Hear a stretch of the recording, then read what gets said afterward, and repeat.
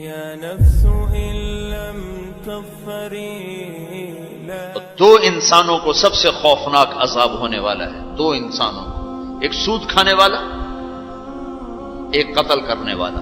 ایک سود کھانے والا، ایک ناحق قتل کرنے والا. یہ میرے نبی کی امت ہے. کسی نے بتایا، کسی نے محنت نہیں کی.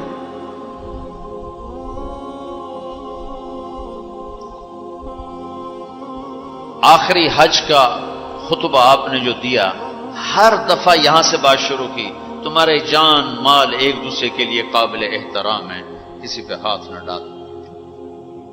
میرے نبی نے کبھی زبان سے کسی کو دکھ نہیں پہنچایا، کبھی زبان سے کسی کا نام لے کر اس کو رسوا نہیں کیا.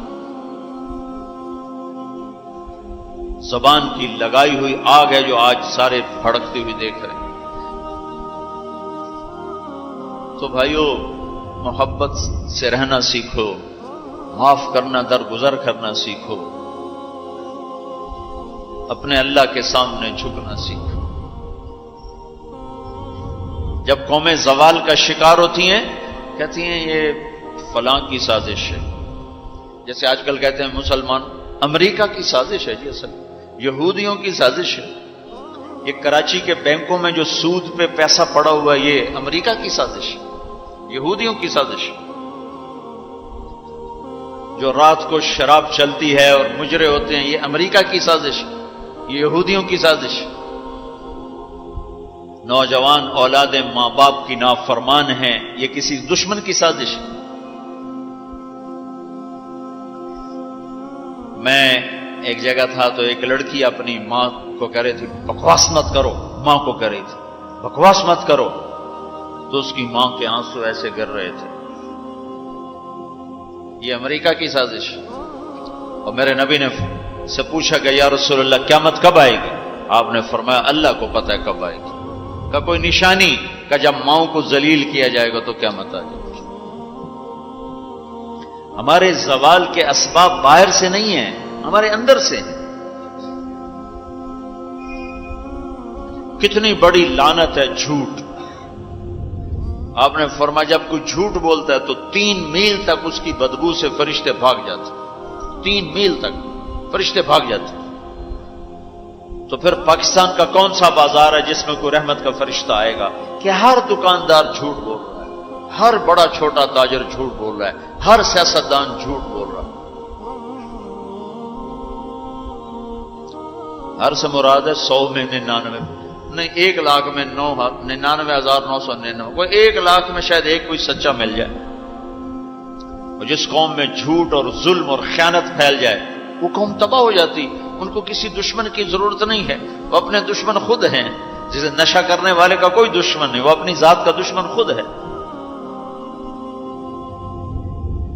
تو ہم اوروں کو الزام نہ دیں کہ یہودیوں نے سازش کر دی اور عیسائیوں نے کر دی اور امریکہ نے کر دی. ہم نے اسپین سے آخری ملک تھا یورپ کے سفر میں اسپین. تو قدم قدم پہ میں رویا، قدم قدم پہ میں رویا کہ کس طرح مسلمان آپس کی لڑائی میں ختم ہو کے رہ گئے. کہ پاکستان اسپین میرے سامنے یوں آتے تھے. ایسے اسپین کی تاریخ، پاکستان کے حالات، اسپین کی تاریخ، پاکستان کے حالات، اسپین کے مسلمانوں کی آپس کی لڑائیاں، پاکستان کے حالات، آپس میں قتل و غارت، پھر پاکستان کے حالات. تو اللہ تعالیٰ نے اس طرح ان کو مٹا دیا اسپین سے کہ ایک کلمہ پڑھنے والا باقی نہ بچا.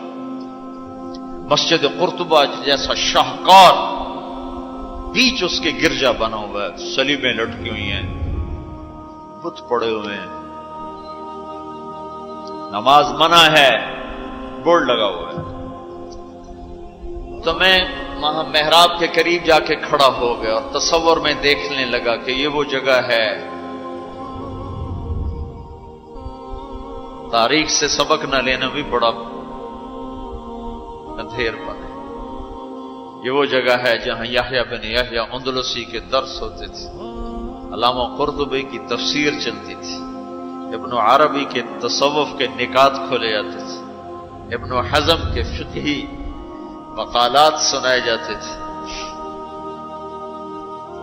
بقی ابن مخلد جیسی شخصیات یہاں بیٹھ کے قال اللہ قال رسول کہتے، ننگی عورتیں پھر رہی ہیں نکریں پہنی ہوئی، وہ تو ایک ان کے لیے تفریح کی جگہ بنی۔ میں تو آنکھوں سے بھی رو رہا تھا اور دل سے بھی رو رہا تھا، اور زیادہ رونا اس پہ آ رہا تھا کہ اپنا ملک دیکھ رہا تھا کہ آج میرے ملک کے لوگوں کو ہوش نہیں ہے وہ کیا کرنے، دین پہ نفرت، فرقہ واریت کی نفرت، سیاست کی نفرت، قوم کی نفرت، صوبوں کی نفرت، شہروں کی نفرت، زبان کی نفرت، کون کون سا زخم ہے جو اس جسم پہ نہیں لگا ہوا، اب کون کون سے زہریلے تیر ہیں جو اس پر نہیں چلائے گے۔ میں ایسے ہی کھڑا دیکھتا، پھر میں محراب کے پاس جا کے کھڑا ہو گیا، تو 700 سال پرانی قرآن کی آیات اب بھی اسی طرح لکھی ہوئی تھی۔ تو میں نے کہا یا اللہ، میں یہ نماز تو کوئی نہیں ہوگی، کسی کے نزدیک بھی ایسی نماز نہیں ہے، پر تو جانتا ہے کہ میں چاہتا ہوں میں اس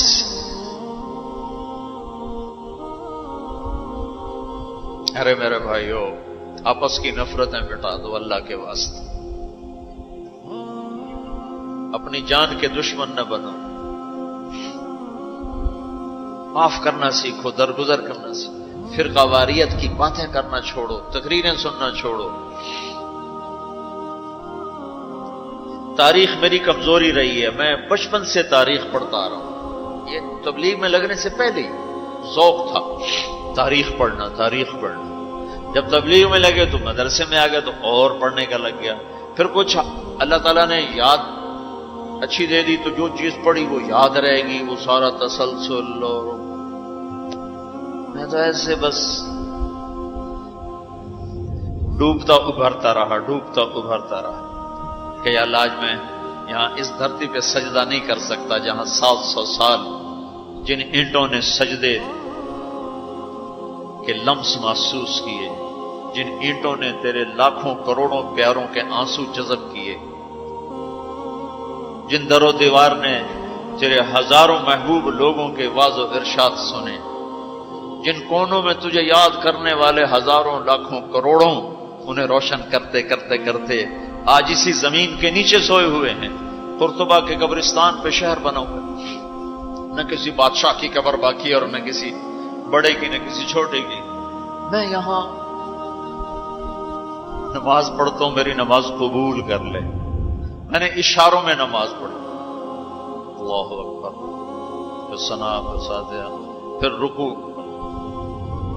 پھر سجدہ، اللہ اتنا کو کیا، رکوع سجدہ اتنا کر کے تاکہ کسی کو، چونکہ جو داڑھی والا اندر آتا ہے نا تو اس کے پیچھے سیکورٹی لگ جاتی کہ کہیں کسی کونے میں چھپ کے نماز نہ پڑھ لے، تو ایک سیکورٹی والا ہمارے پیچھے کر رہا تھا۔ چلو یا اللہ، میں بھی ان میں ہو جاؤں جنہوں نے اس مسجد میں نماز پڑھی تھی۔ اور میرا پاکستان اس دور سے گزر رہا ہے، نہ عوام کو ہوش ہے نہ خواص کو ہوش کہ کیا ہو رہا ہے۔ شاید اللہ تعالیٰ کسی کی فریاد پر آنکھیں کھول دے کسی کی۔ تو بھائیو، محبت سیکھو، درگزر سیکھو۔ اس تبلیغ سے خوبصورت محنت، سارے دین کی محنتیں حق ہیں جس سے خیر پھیل رہی ہو، جس سے لوگوں کو نفع پھیل رہا ہو، لیکن میرے بھائیو، دنیا بھی پھری ہے، تاریخ بھی پڑھی ہے، وہ کچھ اللہ تعالیٰ نے موقع دیا، بہت زیادہ سے مراد یہ نہیں کہ میں کوئی کتابوں کے انبار لگا دی، اپنی حیثیت کے مطابق میں آپ کو اندر کے یقین کے ساتھ کہتا ہوں کہ پہلے 300 سال کا تو کوئی مقابلہ نہیں، پہلے 300 سال کو چھوڑ کر ان 1100 سال میں تبلیغ جیسا کام کبھی نہیں ہوا۔ میں تمہارے سامنے ہاتھ جوڑتا ہوں، تبلیغ میں وقت دو۔ اگر اپنے اللہ سے تعلق بنانا ہے، اگر لوگوں کو اللہ کی طرف پھیرنا ہے تو تبلیغ میں جاؤ۔ بہت بڑا مجمع آیا ہوا ہے، صرف ہر مہینے 3 دن کی نیت کر لو کہ ہر مہینے 3 دن لگانے ہیں، کرو گے نیت؟ کرتے ہو نیت؟ ہر مہینے 3 دن لگانے شروع کر دو، تمہاری زندگی میں تبدیلی آ جائے گی۔ 6 بر اعظم کے انسانوں تک پیغام پہنچ رہا ہو، ہر زبان کے لوگوں کو ہدایت مل رہی ہو، ہر طبقے کو ہدایت مل رہی ہو۔ جب طوائفوں کی طرف ذہن گیا، پھر کہا خسروں کو بھی تو لینا چاہیے، وہ بھی تو نبی کی امت، ان کے پاس پہنچ گئے۔ تو ہمارے علاقے کا سب سے بڑا ڈانسر اب اس کی داڑھی ہے، 5 وقت کا پہلی صف کا نمازی ہے۔ جب میری اس کی پہلی ملاقات ہوئی، میں نے کہا تو کبھی نماز پڑھی؟ کہا جی کدی نہیں۔ کدی جمعہ پڑھے؟ جی کدی نہیں۔ عید پڑھی؟ جی کدی نہیں۔ میں کیوں؟ کہ جی یہ مولوی ساڑھے نال نفرت کریں تے اور اساں بھی پرا پرا رہ جانے ہیں، تو سب پیار کیتا ایسی آ گئے ہیں۔ اس کا چلا بھی لگ چکا ہے، داڑھی بھی رکھ لی ہے۔ ایک مجھے ملا یہی اس کے بال کٹوائے، سارا کچھ سٹ کیا، اور کچھ عرصے بعد پھر میں دیکھو نا سرخی لگا ہی فوٹو بہت ہے نا کی بڑی۔ اس نے اپنے واقعہ سنا، کہا جی میں مسجد میں گیا نماز پڑھنے، تو مولوی صاحب نے آخیا اے خسرا کدے اندر وڑا ہے، باہر کٹو، باہر کٹو۔ توبہ ٹیک سنگ گئی ہماری جماعت 95 میں، تو اس وقت وہ یہ سوشلزم کا بڑا مرکز تھا، تو اس کے جا کے اس سے ملے ہمارے ساتھی جو بڑا ان کا وہ پریزیڈنٹ تھا، صدر تھا۔ اس نے کہا جی مسلمان ہوں، کافر نہیں ہوں، سوشلزم سے متاثر ہیں۔ تو اس کی ہم بات کرتے تھے، ہم پر دہریے کا لیبل لگنا شروع ہو گیا، دہریے دہریے دہریے۔ ایک دن نماز پڑھنے گیا مسجد، ظہر کی نماز تھی، عصر کی نماز، وضو کر لیا تھا اور مسح کے لیے پانی لیا، مسح کرنے کے لیے ہاتھوں میں پانی لیا، تو پیچھے سے مولوی صاحب کی آواز آئی امام مسجد، اے دہریہ اندر کدے وڑا ہے، باہر کٹو۔ تو میں نے وہ پانی یوں کر دیا، اور اس کے بعد آج تک میں مسجد نہیں گیا۔ اس میں جتنا مجرم وہ ہے، اتنا ہی مجرم وہ امام مسجد ہے جس نے یہ کہا ہے دہریہ باہر کٹو۔ تو بھائیو بہت بڑا مجمع بیٹھے ہو اوپر نیچے، اور اکثر نوجوان نظر آ رہے ہو، محبت سیکھو، اللہ سے صلح کر لو، توبہ کرو۔ یہ جو لوگ چوریاں ڈاکے کر رہے ہیں، ان کے لیے بھی دعا کرو کہ اللہ ان کو بھی ہدایت دے۔ وہ اس حال میں مر گئے تو پتہ نہیں کون سی جہنم میں جائیں گے۔ تو نیت کرتے ہو سارے؟ ایک نیت میں اور کروایا کرتا ہوں کہ بھئی آج تک جو ہوا آئندہ توبہ، صلح کر کے اٹھیں، اللہ کی بارگاہ میں صلح کر کے اٹھیں۔ تو اس کی بھی نیت کرتے ہو؟